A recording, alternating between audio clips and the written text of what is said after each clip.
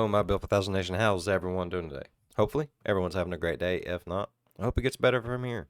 We are back with a new MrBallen video. This one is titled "Never Ignore Native Wisdom." I agree with that 100%, MrBallen. Just don't do it, people. All right, I'm excited. Okay, this also might not be the title of the video whenever, like, when MrBallen's videos come out, sometimes the titles of his change a couple of days later. So whenever mine comes out, I might be saying it's Never Ignore Native Wisdom. Excuse me. And it might be titled something else. I will try to fix it in the description if that is the case. All right. Other than that, I'm excited to get into this story. Sounds quite interesting, and I love interesting. So let's go ahead and get into it. Go ahead, turn them lights down low, put on something comfy, up with something special. Let's get a little learned. Feels like we're going to learn some wisdom. Now remember, people, don't ignore it. Watch the video all the way through.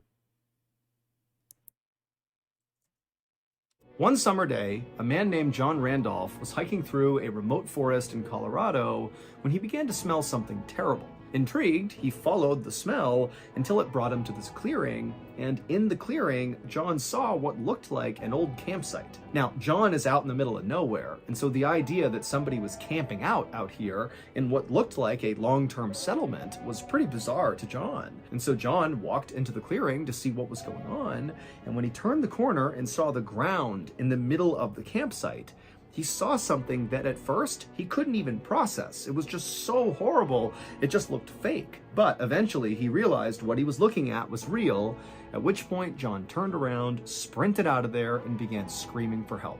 But before we get into that story... I don't want to. I've changed my mind. Have a good one. What the fuck kind of goonie monster shit are we going to hear today, MrBallen? You can't do that. That's mean, MrBallen. It's mean. If you're a fan of the strange, dark, and mysterious delivered in story format, then you've come to the right place because that's all we do, and we upload once a week. So if that's of interest to you, please invite the like button to go out to lunch with you, but once you get there, spend the entire time chewing as loudly as possible with your mouth wide open. Also, please subscribe to our channel and turn on all notifications so you don't miss any of our weekly uploads. Okay, let's get into today's story. That poor like button. He has a hard day. I imagine he's happy MrBallen with the once a week. I think the like button is the only one of us that is happy that MrBallen with the once a week. 3, 4, even 5 videos a week. Man, that poor like button. He had a hard go for a long while, didn't he?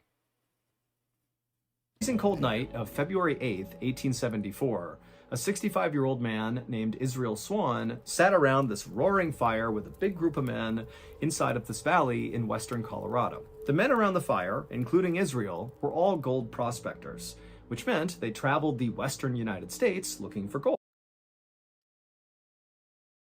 Real photo of different group. Okay. Wow. So this is everything they would need for a long stretch of time. That's crazy. That's crazy. I mean, you look at all that shit. That is so much stuff. It's like looking at a junkyard almost. It's crazy. But over the past several weeks, this group of prospectors had been trapped in this valley because of all the terrible winter storms. They had these storms coming in that each time would dump up to 6 feet of snow. But on this particular night, as Israel sat by the fire, enjoying the flames and hearing people tell stories, one of Israel's friends, one of the other gold prospectors, whose name was Alfred Packer, he stood up and basically pitched the whole group as to why they should come with him and leave the valley right now. Basically, Alfred told the group that, the weather is starting to turn a bit. It's not as bad anymore. The snow's Would have starting to been a melt. good idea. And Alfred said, I know a pathway out of here that will take us out of this valley in just 2 weeks, and it'll bring us right to Breckenridge, Colorado, which was an area that was known by prospectors for having lots and lots of gold. And so Alfred's basically telling them, this is a win-win. We can get out of here sooner, and we can get rich. After Alfred made this pitch, he sat back down, and everybody just stayed quiet for a second. And Israel, he kind of looked around and watched to see if anybody would take Alfred up on his proposition. Now, Israel knew, unlike him, most of the other prospectors didn't like Alfred. They said he was lazy and difficult. But Israel felt like that was really not the reason they did not like his friend. He believed the reason other people did not like Alfred was because Alfred had epilepsy, which meant he periodically had seizures. And because he had seizures, it kind of made him a liability for journeys like this, where, the whole group really needs to rely on everybody, and everybody needs to pull their own weight. And so they were kind of worried about a guy who at any moment could just become kind of useless because he was having a seizure. But for Israel, Alfred's epilepsy really didn't matter. He didn't feel like Alfred was some huge liability. He felt like Alfred was actually very smart and quite bold. And so for him to stand up and make this pitch just kind of felt like in keeping with who he was. He was somebody that wanted to get things done, and Israel liked that about him. However, just because Israel liked Alfred, that didn't mean he was just going to naturally go with Alfred and do his big plan, but he was at least thinking about it. And as Israel was weighing out the pros and cons of, whether or not he should go with Alfred, he happened to look across the fire and he saw one of the men, this really big guy, was sitting there looking really serious and just shaking his head slowly back and forth like, no, you guys can't be considering leaving early. And then the big guy stood up and he held out his hand right in front of Alfred, basically telling him, like, don't say another word. And then this guy, while still looking at Alfred, he said, if you leave right now, all of your friends will die. And then this big guy sat back down again, and then everybody around the fire just sat there really tense for a few seconds in total silence. The big man who had just spoken was not a gold prospector. He was actually very different than the rest of the people sitting around this fire. Is he like a medicine man of sorts? Can he see? Oh, this is where the native wisdom oh, we're about to get some shit, bro.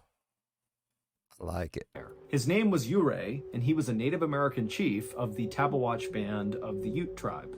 And Chief Ure had actually saved the lives of everybody, Israel and Alfred included, who was sitting around this fire. Because a few weeks earlier, this whole group of gold prospectors had wound up lost in this valley, which was the valley where Chief Ure lived with his tribe, and he had found them stumbling around on the brink of death with all the snow coming down. And so Chief Ure and his people brought the prospectors some food and water. They helped them set up a campsite right near a river, and then Chief Ure told them to stay put in this campsite and ride out the winter, and then in the springtime, when the snow melts, it'll be safe for you all to leave. Now, at first, the gold prospectors were only thankful and just totally psyched that Chief Ure had found them and given them this campsite. I mean, this was great. And so they had no problem agreeing to, wait until the spring to finally leave. But now, after several weeks of being kind of trapped in this camp, the whole group was really starting to get restless. They were worried if they didn't leave soon, there'd be no more gold for them to mine. And for Israel specifically, there was even more pressure on him to go out and find gold,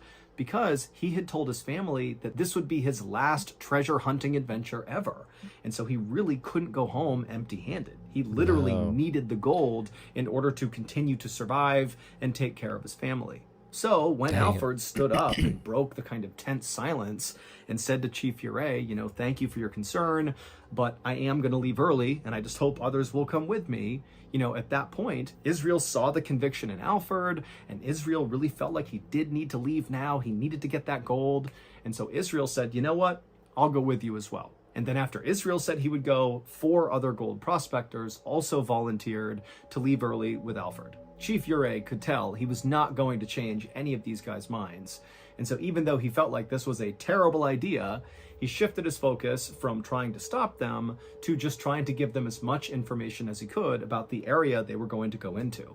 And so he called all the volunteers who'd be leaving early over to him, and then Chief Ure drew a map in the dirt on the ground, and he told Alfred and Israel and the other 4 volunteers that you have to follow the river out of here. It'll bring you to this mountain range called the San Juan Mountain Range, and you cannot attempt to go over those mountains. You will not make it. You got to follow that river and go around the mountain range. And then once you do, on the other side, there will be an outpost where you can stop, get supplies, rest, and then continue the rest of the way towards Breckenridge. And then after Chief Ure had explained all this, he made sure to mark an X on his dirt map exactly where the outpost would be. And then Chief Ure just turned around and walked over to his horse and rode away. And then shortly after that, Alfred, Israel, and the rest of the gold prospectors also turned in for the night. The next morning, Israel, Alfred, and the other 4 volunteers who were going to be going on this journey, they got up early and began packing up their stuff. And as they did, one of the other gold prospectors who had not volunteered to go with them, who would be staying in the valley until the springtime, he actually came forward and said he would help them carry their supplies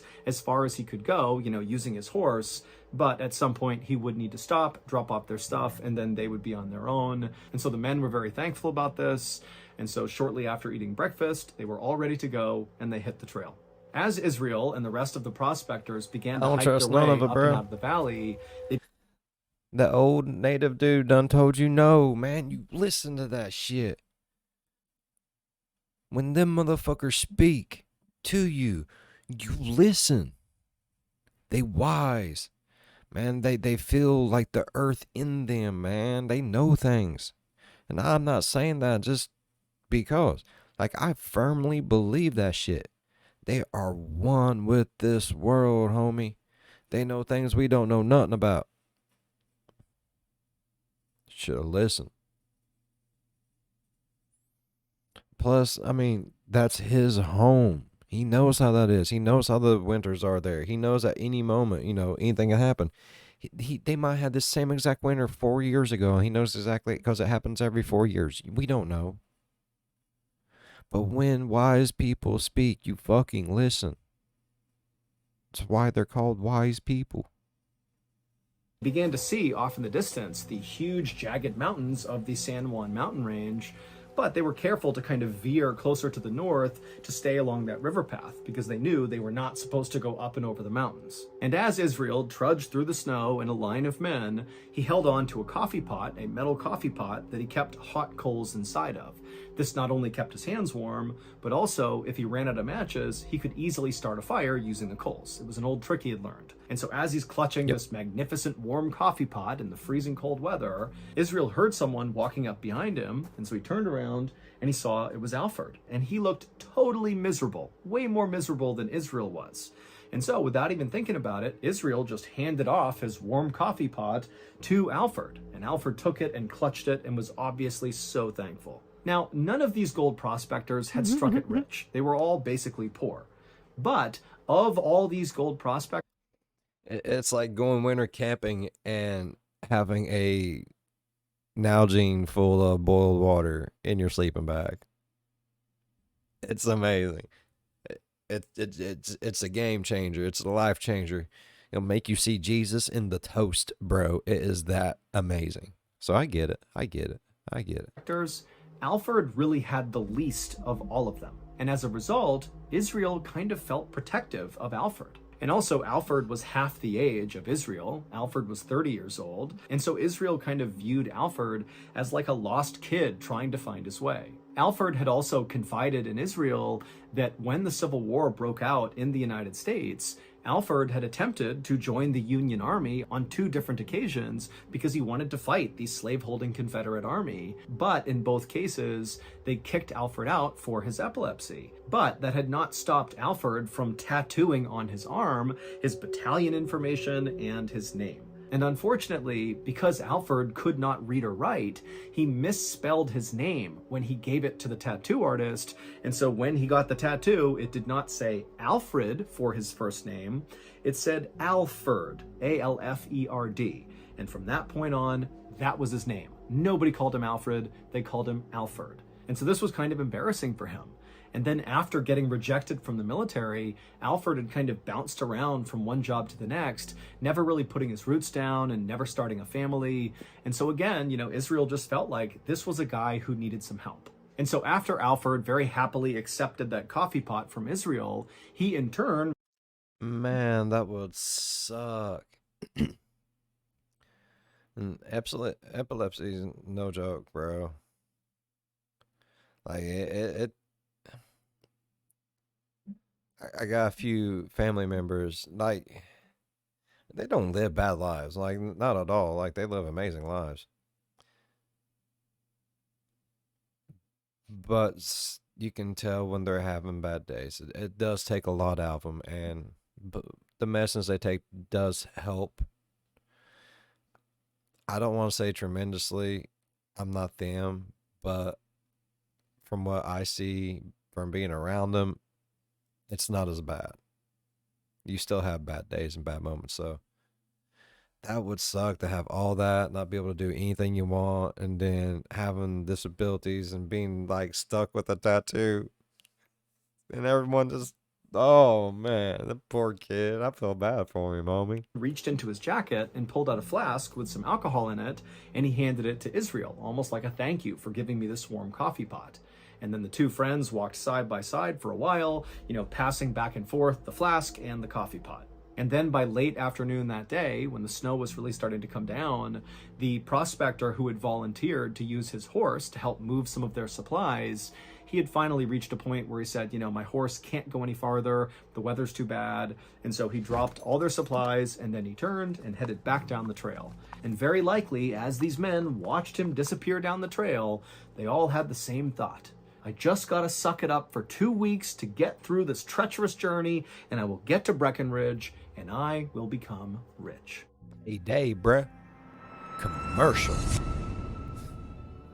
Thank you to BetterHelp for sponsoring today's video. Taking care of our mental health is no longer considered a taboo subject. However, actually asking for help when you are the one who's struggling feels just as taboo as ever. There's this fear that you'll be viewed as weak if you ask for help and show a side of you that's kind of vulnerable. And honestly, it's not even a weak thing. It's like judgy. Like my thoughts are my thoughts. They might be my thoughts, and I've gotten used to them my whole life. But you start telling them to someone else, you feel like they might judge you. I don't like that feel. You know what I mean? It's like I'm supposed to talk to you, but in the back of my head, I feel like you really don't know, because it's just me talking to you about my problem, and you sitting there listening. It just makes me feel like they're judging me, and that's my main problem. I know it's stupid, but that's how I feel. I would talk to someone about it, but when in reality, it's really the opposite. Asking for help when you need it shows strength. And if you do it, it's like right away, your life will improve. The second you let somebody else in, things are gonna get better. I can say it does, because it opens you up to trust, man. It does do amazing things. It does.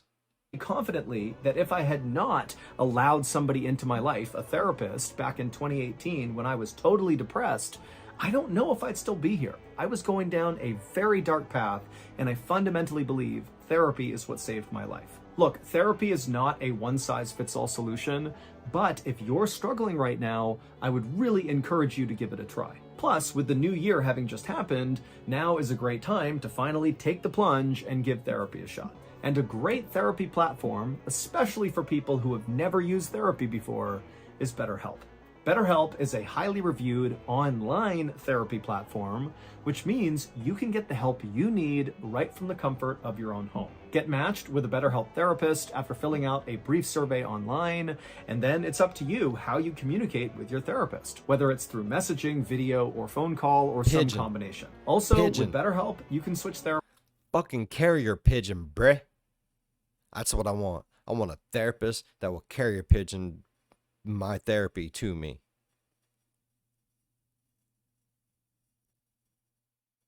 Hey, if anyone out there knows how to do that, we'll set something up.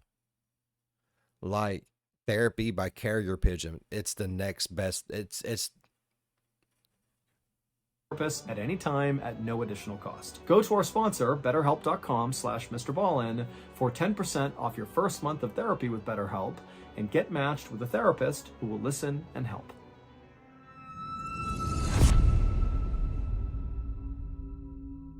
2 weeks would pass by, and Alfred, Israel, and the other 4 prospectors did not show up at that outpost that Chief Ure had pointed out, which was on the other side of the San Juan Mountains. That was going to be their first official stop before they continued the rest of the way to Breckenridge. And then another 2 weeks went by, and still they did not show up at the outpost, and they didn't show up at any of the other camps in the surrounding areas. Now, Alfred's big plan for this group was really dependent on the weather holding up. When they left, it was true that the weather was improving, it was snowing less, but within a couple of days of this group setting off on the trip, those winter storms came back with a vengeance and just dumped snow all over the valley and all across the trail this group would have been on in their attempt to leave. But the only people who knew that these men had embarked on this perilous journey was the men themselves, and then also Chief Ure and the other gold prospectors who had decided to stay in the valley until spring. But even if Chief Ure and those other prospectors knew that Alfred, Israel, and the others were in trouble, they would have no way of helping them or getting to them or even communicating to the outside world. They were completely stuck in the valley and basically couldn't do anything. And so in short, it appeared that Alfred, Israel, and the other 4 men were totally lost somewhere out in the wild, but nobody knew. But that would all change on April 16th, 1874, roughly 2 months after Israel, Alfred, and the others had begun what was supposed to be a 2-week-long journey. That morning, a group of officials who manned the outpost that Israel and Alfred and the others were supposed to go to, they were having breakfast in one of the outpost's little log cabins. And as they're eating and talking to each other, suddenly from behind them, the door to the cabin flies open, and these officials, they turn around and they see standing in the doorway is this totally disheveled looking guy with long hair that's sticking up in the air and a huge bushy beard. And in one hand, he's got a rifle, and in the other hand, he's got a metal coffee pot. And his eyes were darting like crazy side to side, and he was clearly in shock, and he was trying to speak, but he just couldn't. This man was Alfred. And it was obvious to the officials that this man is in dire need of help. And so without even asking him any questions, they whisked him inside, shut the door, got him some food, got him some water, and immediately Alfred's wolfing down the food as fast as he can until he began vomiting, at which point he apologized profusely and said, I've been starving out in the wild for weeks, and, it must have done something to my intestinal tract, it's probably damaged. But frankly, the officials did not care about the fact that he threw up all over the ground. They were worried this guy was going to die right then and there. And so the officials helped Alfred get cleaned up and put in warm clothes. And then Alfred asked them, do you have any whiskey? I want to kind of warm my body up. And they said, no problem. They handed him some whiskey. And so Alfred threw a couple of shots back. And then after that, it was pretty obvious that Alfred had kind of relaxed a little bit. And then at that point, one of the officials asked, where's everyone else? Alfred, did he eat them? What happened to you? As soon as Alfred was asked this question, he shut his eyes and kind of grimaced, like even the thought of what had happened to him was just too painful to think about. But after a moment of silence, Alfred, with his eyes still closed, told the officials that he had been with 5 men and they were trying to hike their way out of the valley to get to Breckenridge, Colorado to look for gold. But as they were hiking this trail, this huge storm came in and made it really hard to navigate the trail they were on. And so the group decided they would actually cut through the San Juan mountain range. The thing Chief Ure said, don't do that, do not go over the mountains. They decided to do that. But as they were traversing these treacherous mountains, it was clear that Alfred was just not keeping up with the group. And so unfortunately, they made the decision to leave Alfred behind to die. And he knew he was being abandoned to die. And so he had to watch as his 5 friends, disappeared into the snow. But amazingly, Alfred did not die. Instead, he would spend the next nearly 2 months stumbling through the snowy forest, having no idea where he was going, eating roots and flowers and looking for shelter any chance he got. But the thing that really allowed him to survive out in the wild was when he was abandoned by the... He still had the coffee pot with the fire in it. Right. 5 others, he was in possession of that coffee pot that had the coals inside of it. And so at night, he was able to start fires. And then also at one point, he was so hungry that he cooked his leather shoes in the fire and ate them because, again, this guy is starving. And so really, he was on the brink of death when he randomly stumbled into this outpost and found this cabin. After Alfred finished telling his story, the officials were just totally shocked and silent. And Alfred eventually would ask them a question. He would say, "Have any of my men come through here? Did anybody else survive?" And they would say, "No, it's only you. We have not seen anybody else." Now, the officials did not send out a search party right away, mostly because it seemed kind of obvious that Alfred's men were likely dead by this point. It's been 2 months since they started that journey. You know, the chances are just not good that they have survived. Alfred But even if these other men were what the not fuck? dead yet, the officials had no idea where to begin their search. They knew that if they actually wanted to go looking for these guys, they would need Alfred to lead the search because he's the only one who knows where they could be. But Alfred was not healthy enough to go out in the wild and lead a search. And so for several weeks, Alfred just stayed in the outpost, resting and recovering. And then finally, when he was healthy enough, he would go out and lead a search party to go find the missing men. But unfortunately, he couldn't find anything. And so it wasn't until that summer, when all the snow had finally melted, that the mystery was finally solved about what happened to those other men. On August 20th, 1874, a traveling artist named John This is the fucking best story ever. Like, it's a story inside of a story with a twist and a blizzard, and it's like, what? I'm loving today's freaking video, bro. Randolph was hiking through a forest in western Colorado, roughly in the area where those other prospectors would have been walking on their attempt to leave the valley. And as John Randolph was walking through that area, he began smelling this horrible smell. And so John followed the smell until it brought him to this clearing, and then in the clearing was what looked like an old beat-up campsite. And so, being curious, John walked into the clearing to see who was in this campsite, but when he turned the corner and saw what was on the ground in the middle of this campsite, he froze, because on the ground in the middle of this campsite were 5 dead men all lying perfectly in a row. They were the source of the terrible smell. And right away, even though John was in shock from what he's seeing, he could tell that these 5 men did not die from something natural. One guy was missing his head altogether, and the other 4 had obvious signs of something being smashed really hard, probably repeatedly, into their heads. But that wasn't all. The other thing John immediately noticed is that the 5 bodies were in very different states of decay. 2 of the bodies were basically skeletons, but the other 3 were not. They were basically intact. Their chests had been cut and flayed open, but they all looked like they had died somewhat recently. In fact, one of the men looked so lively that it seemed like he was just sleeping, despite the gaping wound in his chest and his head that clearly indicated he was dead. Now, John wanted to turn and run away, but he had this morbid curiosity. He wanted to know what he was even looking at. You know, what happened to these guys?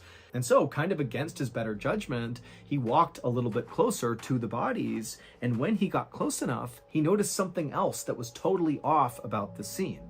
When he was looking down at these men, he could tell that the wounds they had sustained, especially in their chest, looked surgical, like whoever had wounded them, whoever had cut them, had done so with an incredible amount of precision. This was What not the random fuck? hacks that got these guys killed. This was like a butcher carving up meat. And then John happened to look up from these 5 bodies, and he noticed just a little ways away was the remains of a burned out fire pit. And then there was a trail that kind of led off into the woods behind the fire. And so again, you know, John, he wants to run, but he can't help but be really curious. And so he I've walked been past done. the bodies, he Fuck went to that. the fire I'm pit, out. and he followed that trail kind of back into the woods, and he found this ramshackle shelter kind of tucked away in the woods that was abandoned. No one was in there, but it had all the signs of someone living here for a pretty long period of time. And then suddenly, it was like all these pieces came together, and John realized what he had just stumbled on. Clearly, those 5 men had been murdered, and the person who murdered them very likely lived in this camp. And over the course of what looks like weeks or months, this person was butchering these men and then cooking their body parts over that fire and eating them. This is like a cannibal camp. And John, he's thinking, is this guy going to come back? Whoever lives here, are they coming back soon? He didn't know. No, 'cause And it's so kind of in a Alfred, panic, he right? pulled out a sketchbook, he sketched the area, and then he turned and sprinted out of there to go find help. It would turn out John the illustrator was totally correct about what he thought was happening at that camp. After Alfred was left behind to die, those 5 other men carried on into the night up into the mountains, and then somebody attacked them, began killing them, and eating them. And that person was Alfred. That was why Alfred had survived for so long. It wasn't just that he was able to make fires at night, it was that he was able to make fires at night and eat his... I paused it and I said, did he eat him? Take it back. Fucking take it back. I fucking called him MrBallen. Yeah. Sorry, I get excited sometimes. friends. Now, no one has ever been able to actually determine how Alfred went about killing these 5 men, or even when he killed these 5 men. All we know is that based on the investigation, 4 of his victims appeared to have been asleep when they were murdered, but the 5th victim, who actually was Israel, the one guy who really liked Alfred and looked out for him and was kind of like a father figure to him, he was the only one who showed signs of a big struggle before he was murdered. While Alfred denied killing all 5 of the men, he said that he basically only killed one of them and it was self-defense, and somebody else killed the other 4. It was kind of confusing. Despite those claims he had, the one thing Alfred never denied was the cannibalism. In fact, Alfred straight up told authorities that he grew to really like the taste of human meat. In fact, when they searched that campsite that John Randolph found, they would find the remains of a dead deer that was right near the campsite. But despite it being right there, Alfred never attempted to carve it up and eat it. He just kept going back to his stockpile of human meat and eating that. In the end, Alfred was convicted of murder and he was sentenced to 40 years in prison. But in 1901, when he was 92 years old, he was granted parole, and right away, Alfred became a vegetarian and then died a few years later. From the 1800s all the way through the 1900s, Bodmin's St. Lawrence Hospital was one of the largest running asylums in all of England. But in 2002, it was permanently shut down due to so many accusations of patient mistreatment. Now, after it was shut down, the property kind of fell into disrepair. It was basically abandoned. And so when it became totally overgrown, it began attracting vandals and urban explorers. And so the owners of the property finally just put up a fence all the way around the hospital, and they hired security guards to patrol the property at night to keep vandals out. And so these security guards began doing that, and very quickly they began reporting that they were seeing and hearing things they couldn't explain on this property. They'd hear things like footsteps on floors that they knew were vacant, or they'd hear doors slamming, and at least one guard claimed to have seen a gurney roll into the hallway from a room, but then when he checked the room, there was nobody in there.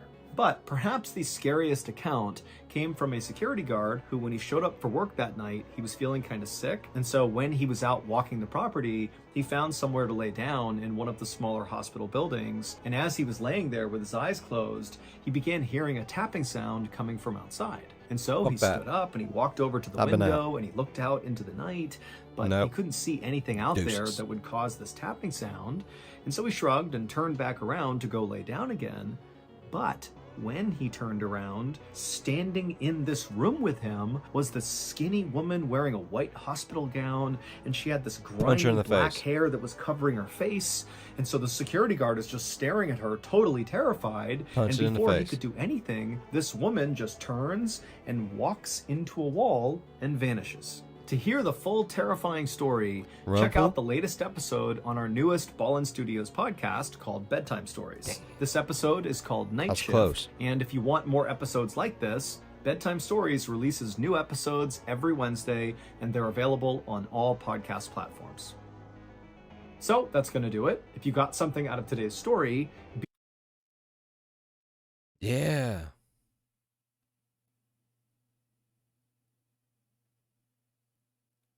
Alfred lost his fucking mind. Alfred lost his mind and murdered. I mean, I get it. Like, people who are supposed, you figure would have your back and everything else, just leave you.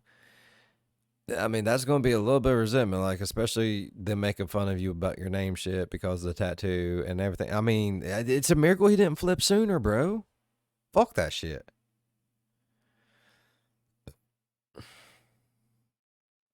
He took eating way too far. He probably made like bone broth with him. All right. I really enjoyed today's story. It's a crazy one, bro. This story is legitimately just crazy as shit. Crazy as all get out. Title. Right there. Boom. Done. Out. Deuces, bro. All right. I really enjoyed today's video. If y'all enjoyed today's video as much as I did, please go down there. Hit that thumbs up. It really helps the channel grow. And if you want, go on over and smack that subscribe button. Become part of the Built for 1000 Nation. We do some crazy shit here. If you want to know when that crazy shit happens, ding that bell. And if it works for you, what you do is you jump in on one of my premieres, go over into live chat, and be like, hey, bud, it worked. Leave a like and then dip. That's all I ask. Now, if you really want to do something special, the link's in the description. Go check out the store. I got some amazing merch, and you can't tell me otherwise unless you check it out for yourself. As always, be good to one another. I'll see you in the next one. Bye-bye. Damn, MrBallen, that was like a really, really good one. I was just enthralled the whole time.